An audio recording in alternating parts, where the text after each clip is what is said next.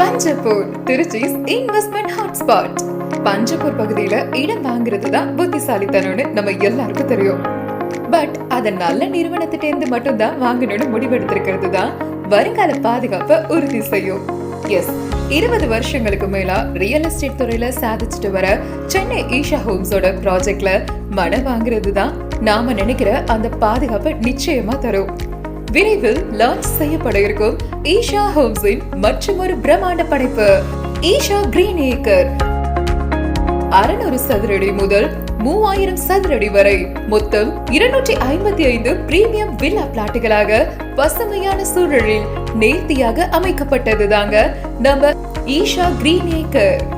அதுக்காக நாங்க உருவாக்கி இருப்பதுதான் முத்தான 3 பூங்காக்கள், general garden, herbal garden, floral garden.